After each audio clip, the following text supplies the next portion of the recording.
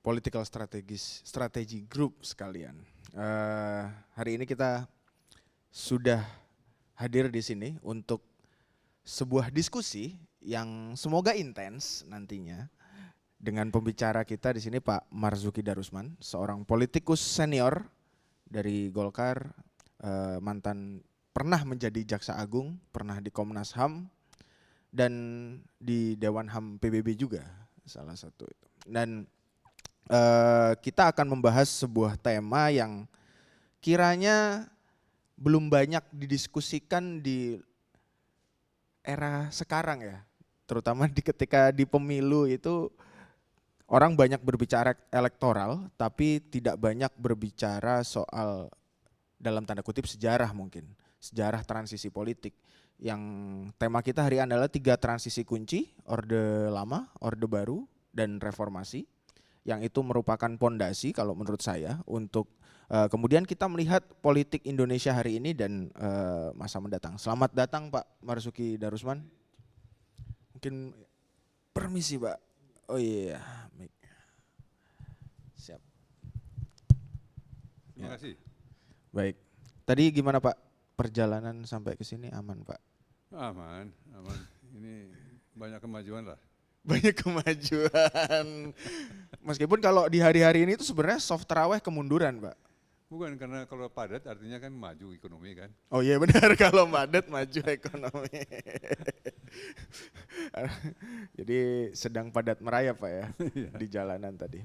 Nah, baik Pak, mungkin tadi Pak, jadi kan tema kita hari ini adalah soal 3 transisi kunci, Orde Lama, Orde Baru, lalu Reformasi, yang kalau dalam hemat kami gitu, Political Strategy Group, sebenarnya memang setiap transisi itu menghadirkan hal-hal baru yang menjadi mungkin pondasi untuk masa politik selanjutnya gitu. Ketika Orde Lama itu waktu itu dengan dimulai dari dekret Presiden Soekarno yang memulai demokrasi terpimpin, itu membuat sebuah diskursus yang mungkin juga sampai hari ini masih ada. Apakah kita mau kembali ke UUD 45 atau dan lain dan sebagainya. Perdebatan tidak pernah selesai. Begitupun ketika pemilu 55, waktu itu juga dianggap pemilu paling demokratis, yang juga kita melihat ada banyak Indonesianis yang ngomong soal perbenturan apa ya istilahnya, aliran-aliran politik gitu. Itu mulai muncul dari pemilu 55.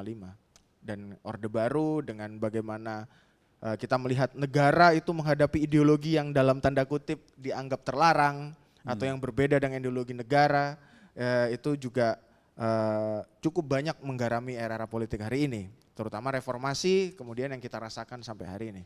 Nah, kemudian kita kemarin melihat kan Pak, ada Prabowo Subianto itu yang terpilih berdasarkan hasil KPU sebagai presiden, dan Prabowo ini kalau kita urut kacang ke belakang kan sebenarnya juga banyak, dia hidup di semua masa. Dia hidup dari latar belakang keluarga di era anaknya Pak Cum, anaknya Pak Sumitro, yang quote unquote diduga terlibat PRRI Permesta di masa Orde Lama, yang itu juga bagian dari bagaimana nanti isu-isu pemberontakan dan politik sampai hari ini. Lalu dia menjadi menantunya Pak Harto, hidup berkarir di era Orde Baru dan tetap eksis di era reformasi. Nah, kalau menurut Bapak kemudian bagaimana kita melihat sebenarnya kalau berkaca dari dulu untuk melihat masa depan ini Pak? Pasca Bowo lah Pak, kan ini udah Prabowo. Kemudian ini kita melihat pasca Bowonya Pak. Ya, saya mau klarifikasi, ini saya bukan politisi senior ya. Karena saya mungkin politisi junior, karena dari generasi saya banyak yang sudah mendahului ya. Pak Sarwono, ya, Pak Rahman Toleng dan sebagainya. Sebab senior ini dipakai untuk macam-macam nih. Ada komedian senior juga kan. Komedian senior dapat 5 juta suara Pak terakhir Pak. Makanya.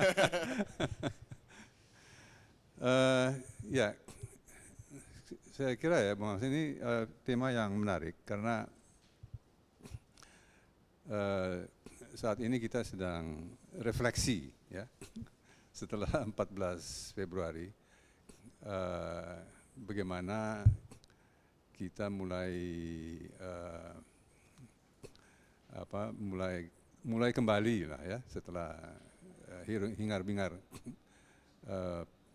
Pileg dan Pilpres. Nah, kalau melihat dari perspektif waktu ya, betul bahwa pemilu pertama setelah merdeka tahun 55 disusul baru kemudian dengan pemilu yang kedua ya, tahun 1971, yaitu pemilu pertama Orde Baru. Ya. Nah, saya buka-buka beberapa sumber ya. Pengertian Orde Baru itu lahir sekitar tahun 66. Pada waktu peralihan dari peristiwa G30S dan masa yang sebelumnya, karena Orde Baru mengklaim masa selanjutnya yang lalu dari 65 sampai 45 dianggap Orde Lama. Ya. Jadi itu hanya satu penyebutan yang diakibatkan oleh adanya Orde Baru. Masa 65 sampai 45 itu tidak disebut sebagai Orde Lama oleh mereka yang berada dalam masa itu. Jadi pembagian orde ya sekarang ini mungkin disusul dengan orde reformasi itu sekedar merupakan suatu cara untuk mengatur materi sejarah ya, untuk menggampangkan pemahaman tentang apa yang telah terjadi dan mengerti bagaimana bagaimana kita sekarang sampai pada saat ini. Yeah.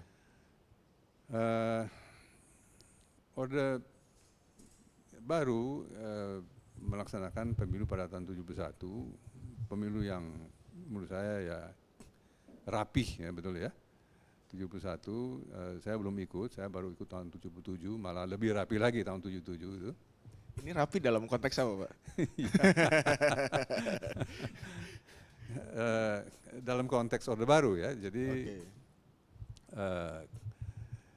sering orang terakhir ini membandingkan bahwa pemilu yang baru diselenggarakan pada bulan Februari diperbandingkan dengan pemilu-pemilu yang lalu ya. Nah, itu penilaian itu masih terbuka ya, tergantung pada perspektif kita. Tetapi pengertian orde ini terutama ditujukan untuk melakukan delegitimasi terhadap masa sebelumnya.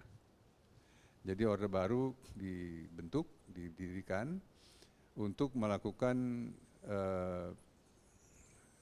jarak, menciptakan jarak dengan orde yang lalu ya, atau masa yang lalu. Yang kedua, pembagian periodisasi orde ini juga tertuju untuk menciptakan legitimasi bagi kekuasaan yang baru. Ya. Dan dengan demikian proses ini dianggap sebagai sesuatu yang diperlukan untuk membangun suatu orde yang dibayangkan akan berlaku secara abadi ke depan. Ya. Secara alamiah dianggap inilah orde yang final bagi bangsa ini untuk masuk ke sejarah baru. Ya. Tetapi ternyata setiap orde itu mengalami kesejarahan, yaitu berakhir. Yeah. Dan dengan demikian kita saksikan bahwa setelah 30 tahun pun Orde Baru yang begitu kokoh berakhir. Jadi mengalami kesejarahannya sendiri. Ya. Nah, sekarang kita masuk ke Orde Reformasi. Nah, ada yang mengatakan bahwa sebetulnya sekarang ini orde yang apa namanya, Demokratis. orde setelah orde baru. Orde gitu setelah ya. orde baru. Jadi ada yang menyebutnya orde reformasi ya, ada yang menyebutnya orde deformasi karena banyak hal-hal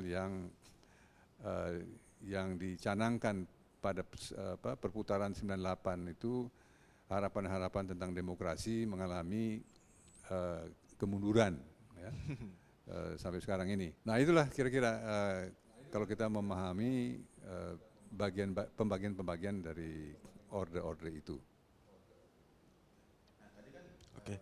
Nah tadi kan kemudian ini ada yang menarik itu Pak, bahwa pergantian orde itu ada upaya untuk mendelegitimasi Ya, orde sebelumnya. Jadi ketika setelah pasca 65 Soeharto menjadi presiden lalu menyebut dirinya sebagai orde baru gitu. Artinya dia melegitimasi pandangan, mungkin pandangan para pakar waktu itu yang untuk menyebut rezimnya sebagai orde baru. Lalu memulai dengan pemilu 71 dan 73, mungkin 73 itu yang baru ada fusi partai itu kan Pak ya. Sampai kemudian itu yang disebut rapi. Nah, ketika pemilu hari ini kita banyak menyebut rezim yang akan datang itu adalah neo-orba gitu.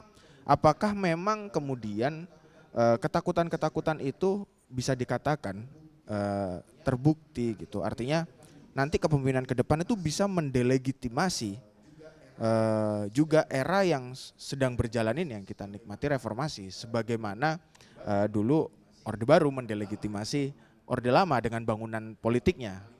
Yang kalau 55 kan multi partai gitu. Kemudian ketika era Orde Baru kita fusi partai gitu kan dengan 2 partai dan 1 golongan karya. Apakah ada kemungkinan itu dan sebagainya? ini saya kira ini Bapak? pertanyaan yang harus cepat diklarifikasi ya di kalangan masyarakat. Karena ada kecenderungan untuk melihatnya demikian tadi itu ya, bahwa karena Pak Prabowo dari segi hasil elektoral sampai hari ini ya, sampai pengumuman KPU nanti secara sah memenangi Pilpres, maka pertalian-pertalian historis dari Pak Prabowo ke masa sebelumnya itu seolah-olah memberi kesan ya, secara simbolik bahwa ada perputaran masa kembali kepada masa yang lalu itu ya, Orde Baru.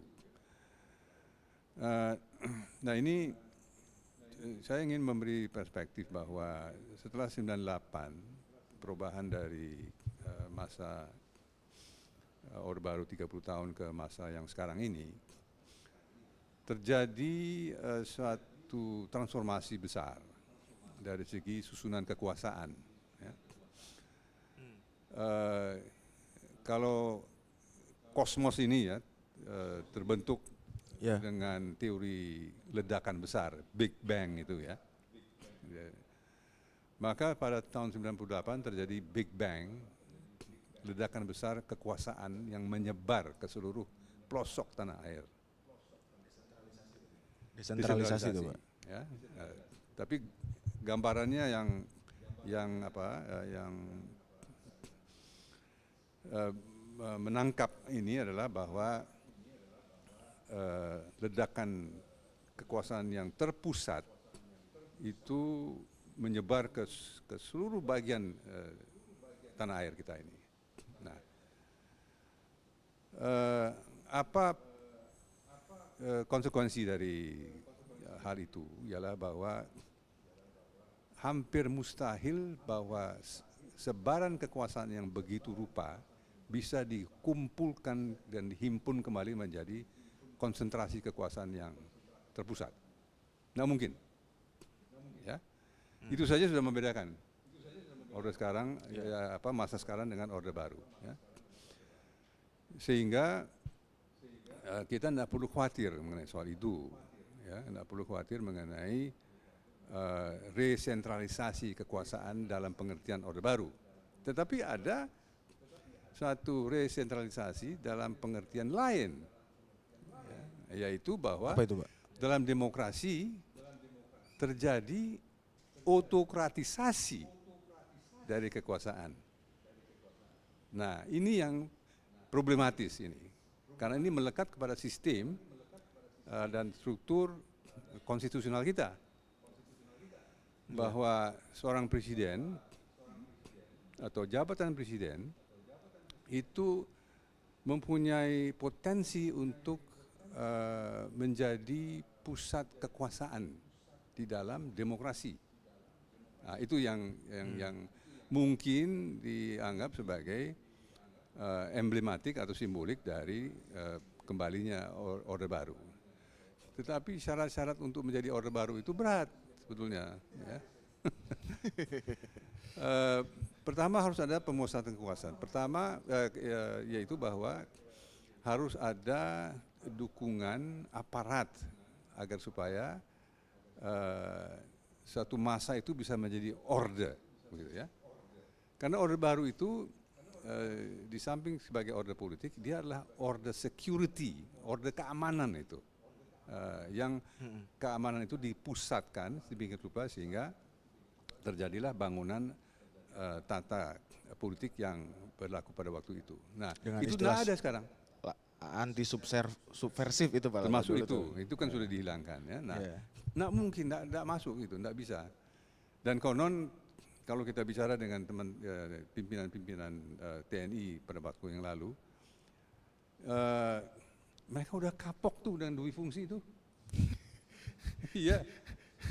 Alasan mereka apa, Pak? Kan kalau kita melihat ke belakang tuh dui fungsi itu sangat memberi keuntungan besar dong bagi mereka. Mereka punya fraksi di DPR, politik jalan tengah lah kalau kata Nasution kan. Betul, tapi akhirnya Orde Baru membawa satu kondisi bagi tentara atau angkatan bersenjata kita yang dari statusnya yang terpandang menjadi sekedar sebagai pembenar dari kekuasaan yang berlaku. Nah, ini yang bertentangan dengan nilai-nilai TNI yang murni begitu ya. Nah, jadi kalau tidak ada payung hukum lagi untuk menjadikan TNI sebagai bagian dari kekuasaan politik, maka saya tidak melihat ada kecenderungan apapun dari TNI untuk mau menjadi pusat kekuasaan politik lagi. Okay. Jadi itu saja sudah tidak mungkin. Sebaran kekuasaan, lalu TNI yang sudah mengakui supremasi sipil, ya, supremasi parlementer, tidak mungkin Orde Baru. Yang mungkin ialah bahwa terjadi praktek-praktek tertentu, ya, tetapi tidak dalam pengertian bahwa sekarang ini adalah satu neo Orde Baru atau apakah yang disebut itu.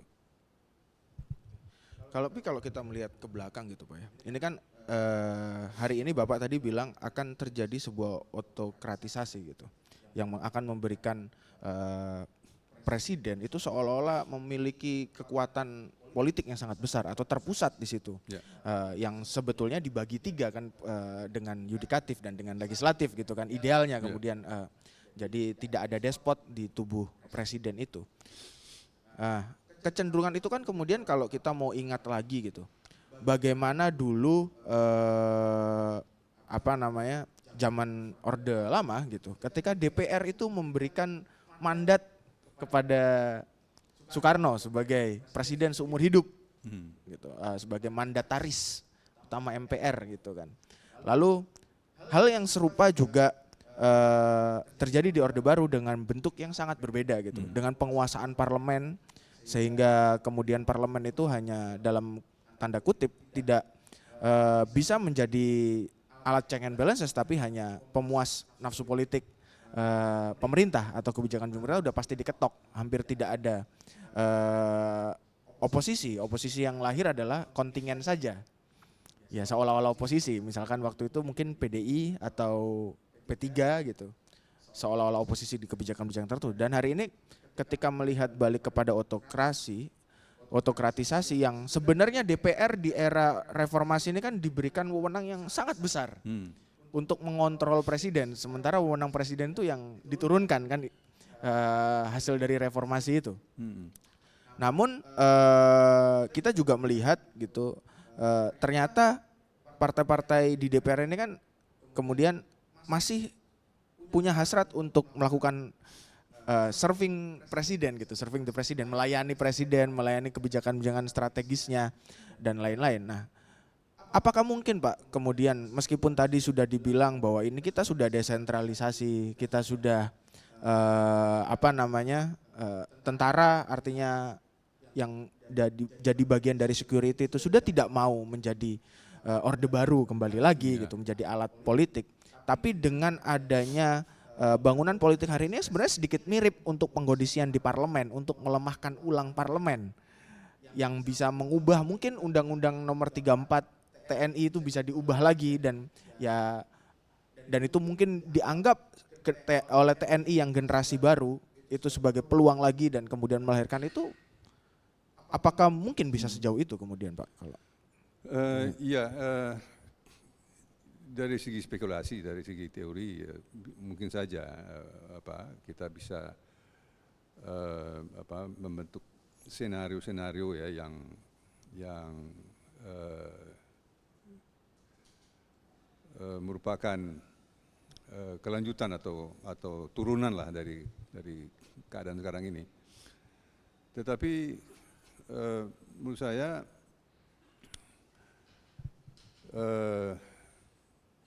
kita sudah lampaui ya beberapa fase yang sangat menentukan dalam masa 30 tahun terakhir setelah Orde Baru ini ya. Pertama, politik kita ini sudah berhasil memindahkan TNI keluar dari politik. Ya. Betul. Kedua, perpolitikan kita ini juga sudah berhasil memindahkan agama dari perpolitikan. Ya. Ya. Ini ada tantangan yang ketiga ini kita harus hadapi, yaitu memindahkan uang dari perpolitikan. Ini menarik ya? Pak, memindahkan uang. Nah, ini ke depannya ini tantangan kita memang kompleks ya, rumit ya. Jadi tidak mungkin kita melakukan perkembangan secara berurutan begitu, satu menyusul yang lain. Ya. Banyak hal yang harus dilakukan secara paralel, secara simultan begitu. Nah, ini memerlukan memang suatu bentuk kepemimpinan yang sifatnya agak kolektif begitu ya, agak yang mempersatukan bangsa ini secara keseluruhan. Walaupun ada kontestasi dalam pemilihan umum, dalam pilpres, tetapi dalam praktek ada kebutuhan untuk berjalan bersama-sama ini semua. Karena kompleksitas daripada persoalan yang kita hadapi di dunia ini. Nah, di dalam memasuki abad ke-21 ini, ya, kita masih menghadapi persaingan dari dua gagasan besar dunia, yaitu modernisasi di satu sisi dan demokrasi di sisi lain. Ini selalu bersaing ini. Ini persoalan yang dianggap sebagai persoalan sentral abad ke-20, sekarang masuk ke abad ke-21.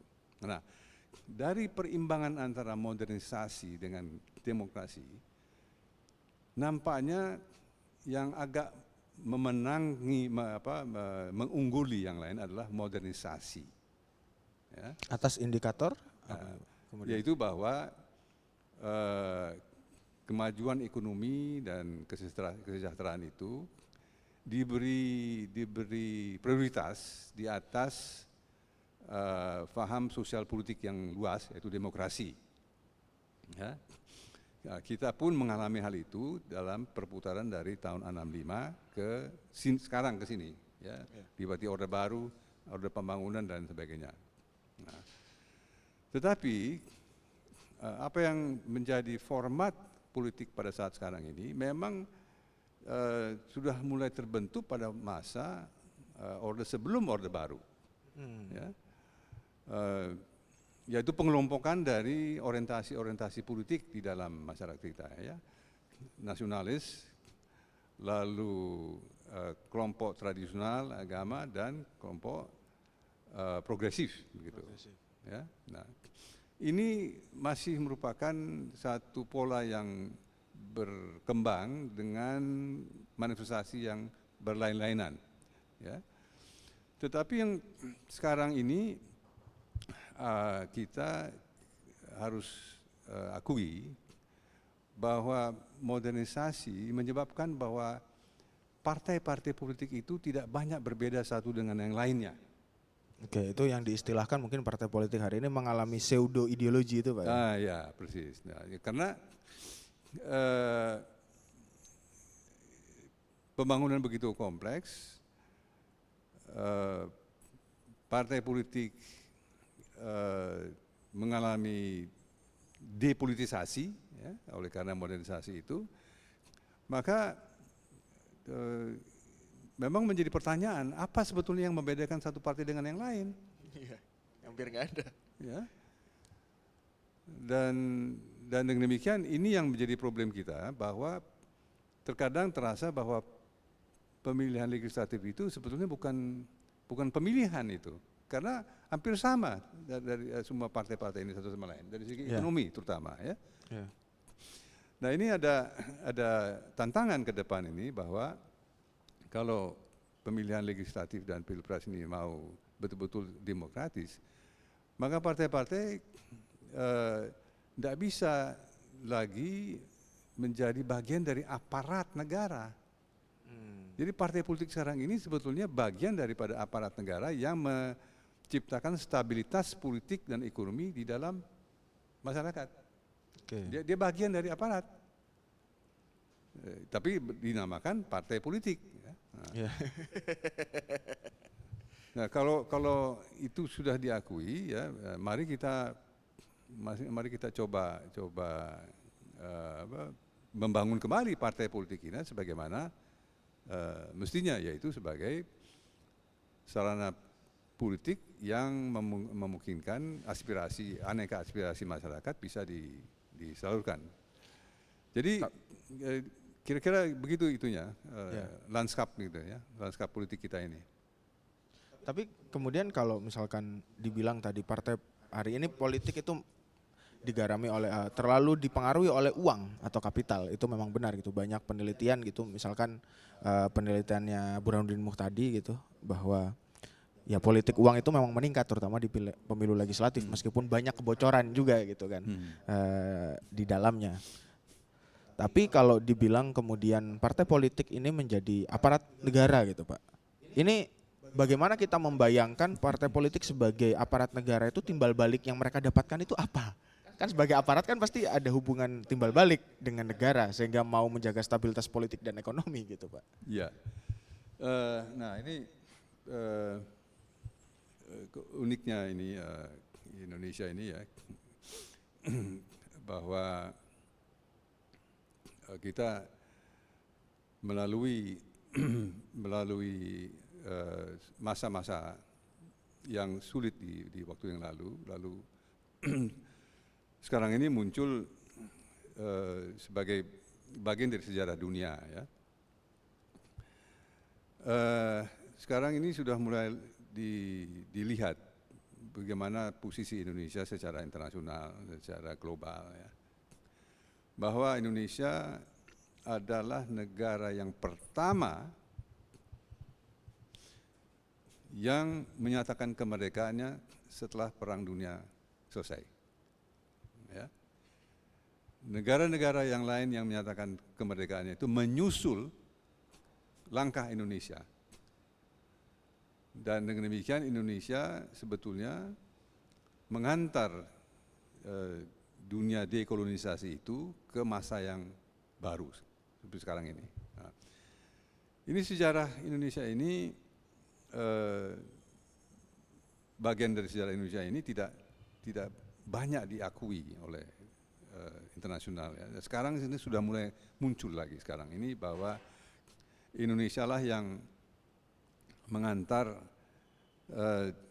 ke arah dunia modern, ya, dekolonisasi, karena banyak negara-negara yang mengikuti jejak Indonesia, yang kemudian dengan tercapainya kemerdekaan lalu menghimpun kekuatan-kekuatan dunia yang progresif dalam Konferensi Asia Afrika tahun 55. Jadi ada beberapa tonggak sejarah yang menyebabkan kita ini berada dalam posisi di depan dari sejarah dunia dan dekolonisasi. Ya. Nah ini kadang-kadang dirasa bahwa ini tidak cukup dihargai oleh kita sendiri, sedangkan dunia mengakui itu.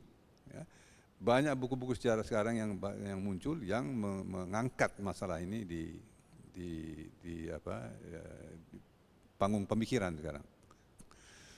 Nah, dalam kaitan dengan keadaan kita ini,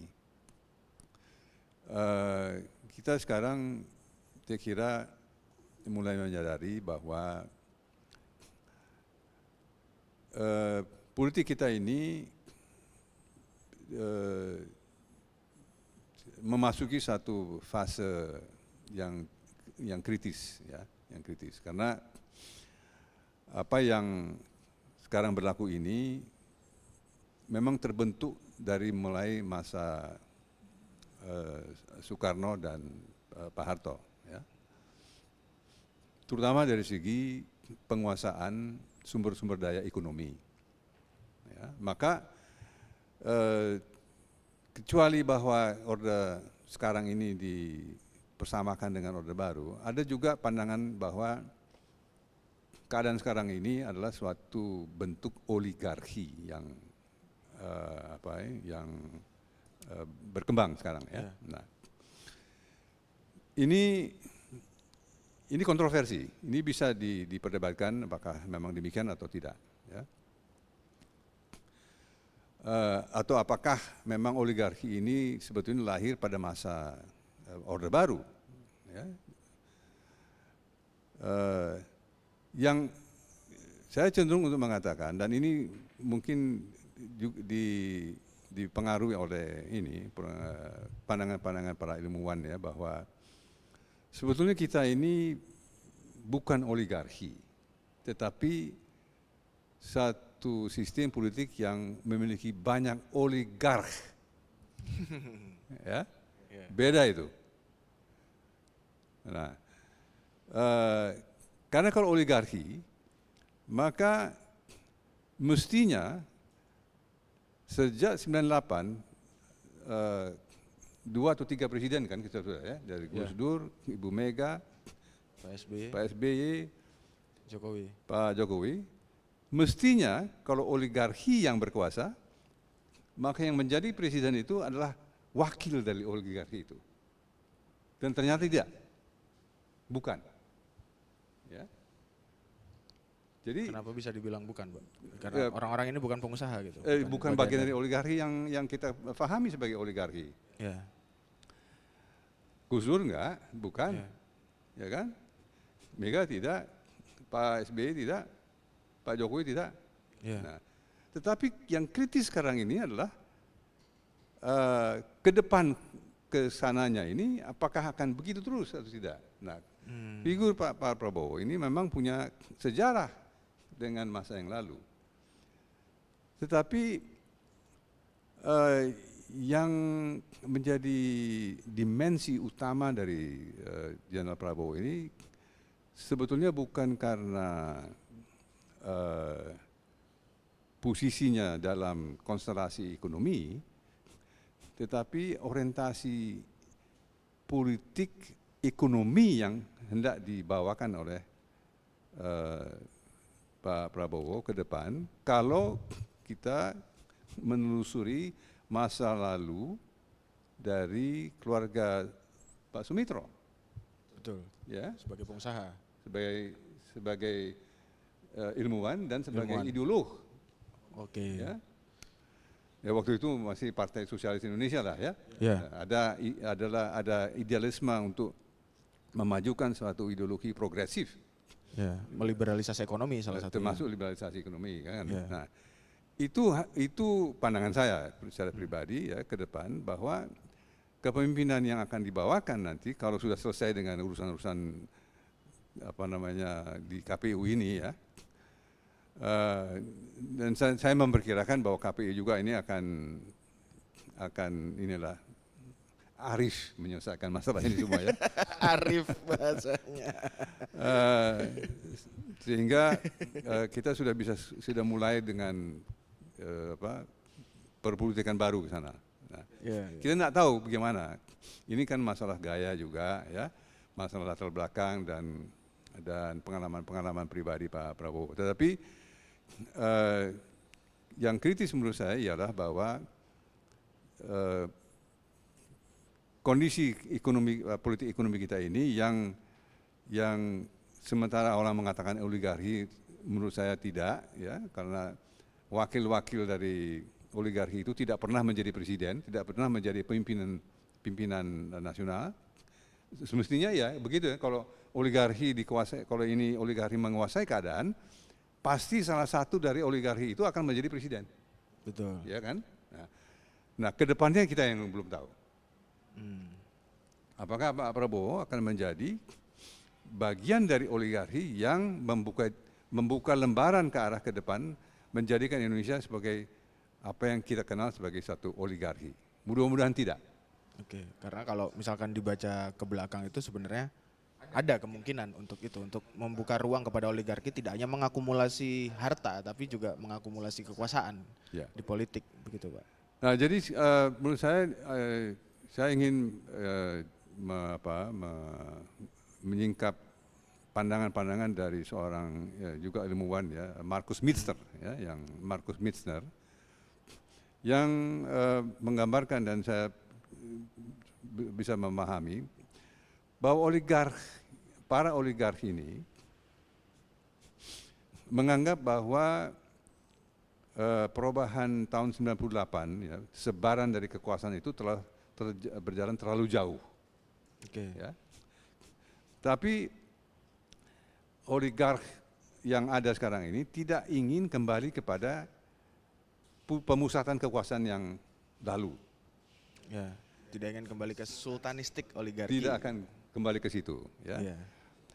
Tetapi peranan dari oligark ini memang mengakibatkan juga bahwa ruang demokrasi sangat terbatas.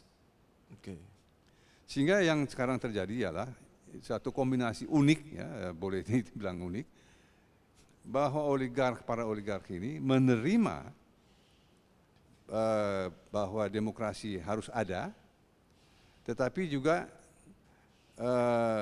mengupayakan agar supaya demokrasi ini tidak sedemikian rupa sehingga bisa mengganggu kedudukan mereka. Jadi kedepannya ini pasti akan ada demokrasi di Indonesia ini. Ya. Karena para oligarki ini tidak mau kembali, rupanya sudah tidak mau kembali lagi kepada pemusatan kekuasaan seperti yang lalu itu. Artinya mereka kalau ya misalkan kalau kata Jeffrey Winters itu kan kemudian ya mereka hanya masuk kepada sistem saja tapi tidak memunculkan dirinya gitu, hanya menopang sebagai sistem aja untuk wealth defense-nya lah atau pertahanan kekayaan agar tidak sampai lebih jauh dari misalkan pusat-pusat kekuasaan untuk kemudian mempertahankan kekayaan itu kan Pak. Betul. Nah, kita mudah aja kita itu. Coba ya dihitung sekarang. Sekarang ini kekayaan yang dihimpun itu sudah sedemikian rupa banyaknya, besarnya ya, bahwa sistem ekonomi sekarang ini memerlukan pengamanan terhadap kekayaan yang telah diakumulasi. Coba dihitung jumlah satpam yang mulai awal Orde Baru sampai sekarang ini makin banyak. Ya. Karena diperlukan untuk mengamankan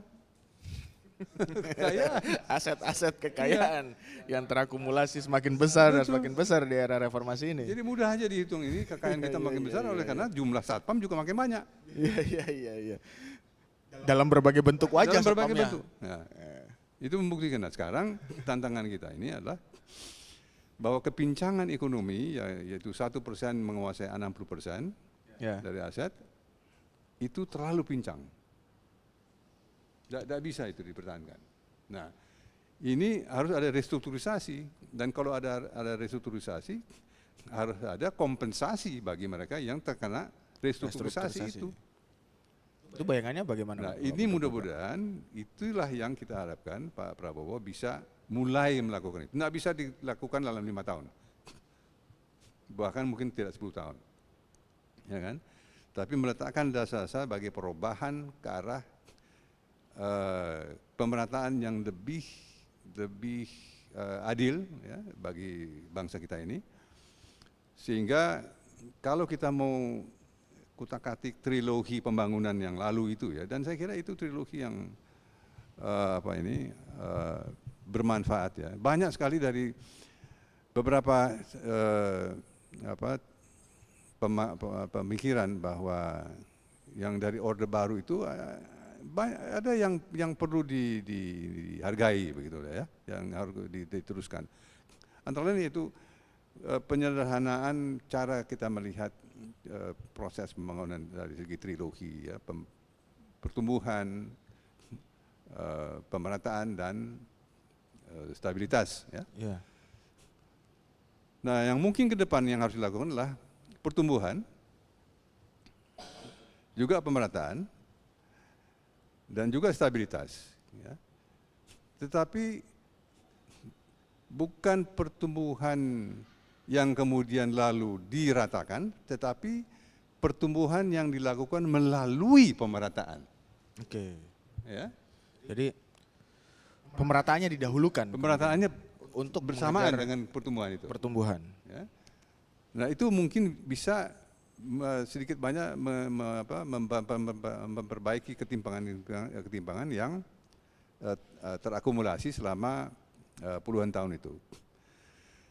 Nah, artinya kalau misalkan kita mengejar pemerataan terlebih dahulu gitu, untuk kemudian mencapai pembangunan, ini kan justru sebenarnya tidak di sektor-sektor ekonomi yang padat modal harusnya, Pak.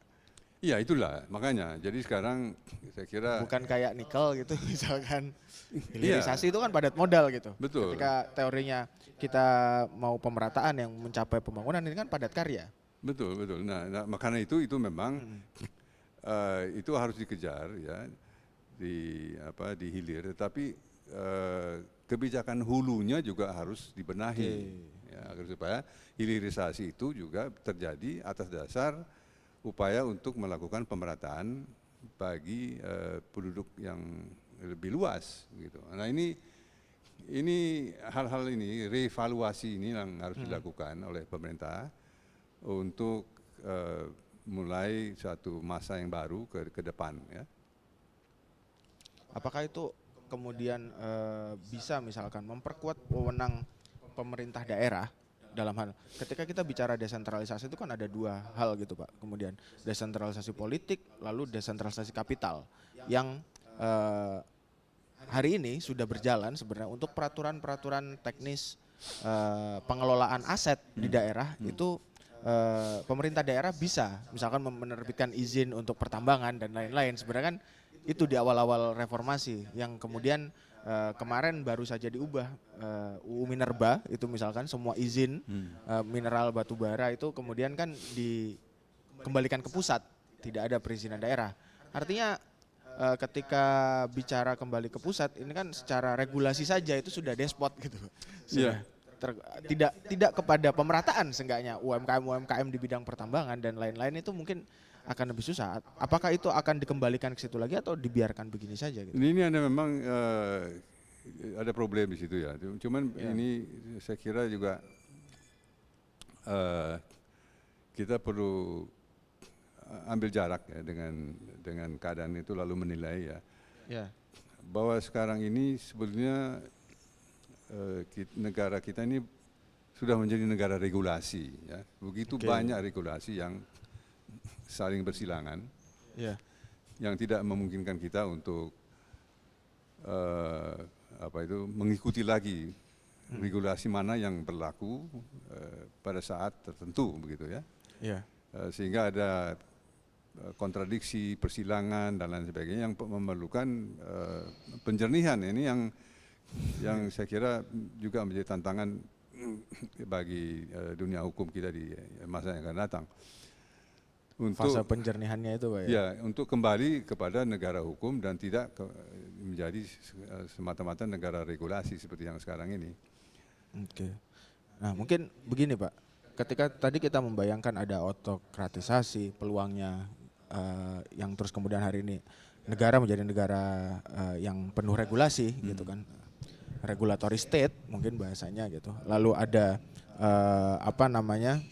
kemudian partai-partai politik yang cenderung menjadi aparat pemerintah gitu kan. Lalu juga bagaimana politik aliran dan lain-lain itu juga sudah mulai terpinggirkan di era reformasi ini yang mengarah kepada ya ekonomi yang kapital yang lebih besar. Nah ini kemudian kita membayangkan kepada hal yang paling mendasar gitu Pak, kemunculan oposisi.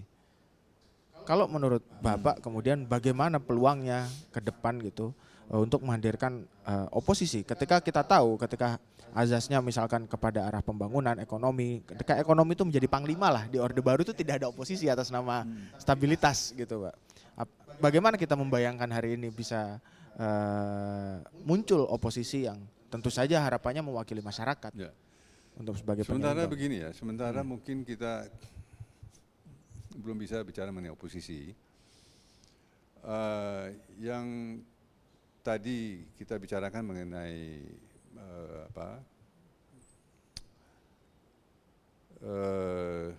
hubungan dialektik antara modernisasi dan demokrasi ya, itu menyebabkan bahwa semua hal-hal yang bersifat politik itu diterjemahkan ke dalam pengertian-pengertian ekonomi ya, dan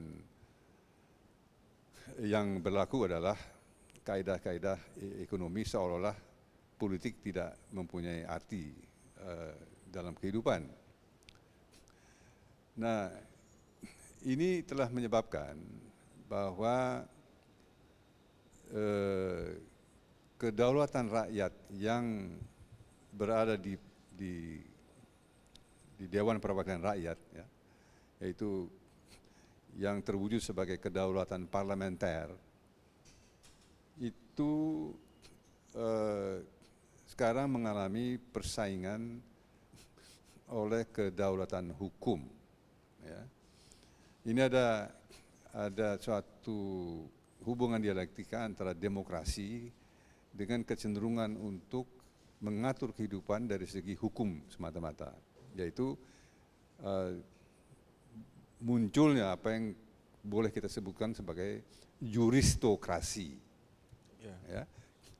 Nah ini untuk sementara mungkin tidak bisa diharapkan bahwa checks and balances itu berlangsung di parlemen.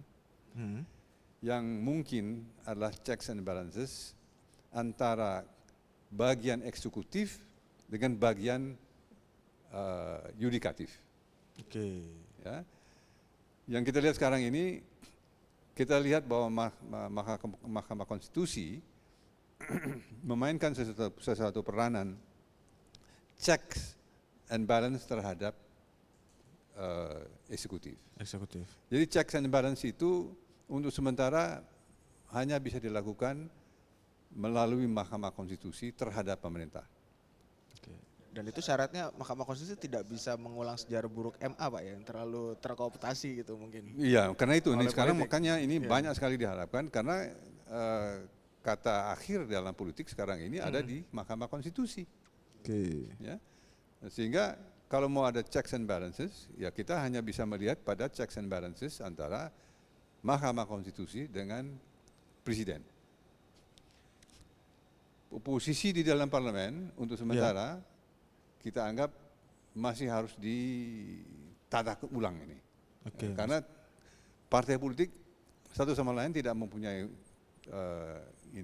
perbedaan. Semua setuju dengan tingkat pertumbuhan, setuju dengan dengan capaian inflasi, setuju dengan Narasi Indonesia Emas. narasi Indonesia Emas, ya.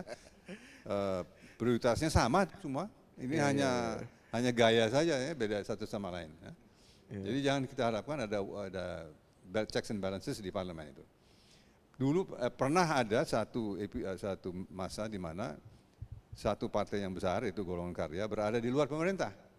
Ya, itu pemilu Pilpres kalau tidak salah 9. ya, yang Pak Jokowi yang pertama itu ya. Ya. Golkar berada kurang lebih 2 tahun di luar, akhirnya gabung juga. Ya. Ya kan? 2014 ke 2016. Saya nggak tahu apakah ini PDIP mau juga di luar 2 tahun lagi, lalu masuk lagi juga kembali sama-sama. Pernah ada sejarah yang semacam itu. Itu praktek terbaik lah, ikuti saja kalau begitu. Meskipun waktu itu kita tahu lah Pak Jokowi itu kemudian bisa menarik Golkar dan P3 seenggaknya itu kan kalau istilahnya Misner lagi-lagi itu sebenarnya pakai carrot and stick kan Pak, gitu kan dia lebih banyak pakai sticknya gitu lewat peraturan Kumham gitu kan dibelah-belah partainya. Kita paham lah seluk-beluknya itulah ya. Iya. Tapi ya itu memang fase yang harus kita lalui sekarang. Oke. Sementara kita kuatkan semua. Jadi sekarang ini kita harus tekankan kepada konstitusionalisme Indonesia yang harus menjalankan misi politik dalam pengertian yang luas ya, untuk melakukan pengimbangan terhadap pemerintah. Oke. Nah, menurut Bapak sebagai seorang mantan jaksa agung, artinya di dunia hukum gitu Pak, apakah mungkin MK hari ini menjaga konstitusionalisme Indonesia dan menjadi check and balances terhadap eksekutif Pak? Mungkin nggak sekaligus, tetapi masyarakat sudah melihat bahwa ada satu mekanisme yang elementer ya, yang bisa dibangun yang di atas itu sehingga menjadi lebih efektif di kemudian hari. Memang aneh ya bahwa 9 orang anggota Mahkamah Konstitusi bisa membatalkan hasil produk dari 600 orang anggota DPR yang mewakili rakyat, ya kan? Yang sebenarnya itu open legal policy. Iya, betul. Ya. Tetapi itu tidak jadi masalah karena akhirnya itu diterima sebagai bagian dari proses politik.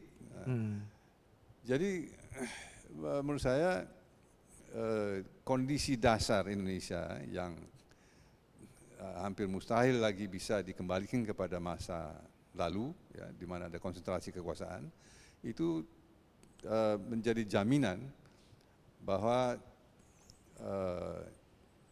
otoritarianisme tidak akan bisa kembali, tetapi yang harus kita sekarang awasi ialah juga yang disampaikan oleh Markus Mitscher, autokratisasi dari lembaga kepresidenan sehingga menjadi suatu pusat kekuasaan yang tidak ada imbangannya kecuali diimbangi oleh Mahkamah Konstitusi itu.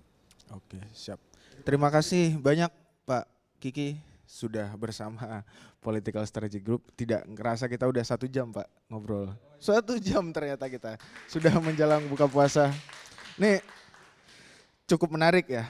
Jadi tadi kita berharap bahwa hari ini kepresidenan dalam posisi menuju otokratisasi jangan sampai menjadi otoriter lagi gitu, kemudian dengan catatannya tadi karena yang berjalan ya dipandang dari sisi ekonomi, politik lebih banyak dipandang dari sisi ekonomi dan kemudian muncul aristokrasi, kita masih bisa berharap hari ini kepada Mahkamah Konstitusi sebagai penyeimbang kekuasaan presiden. Baik, terima kasih teman-teman sekalian, terima kasih Pak Marzuki. Sampai jumpa di edisi selanjutnya diskusi Political Strategy Group.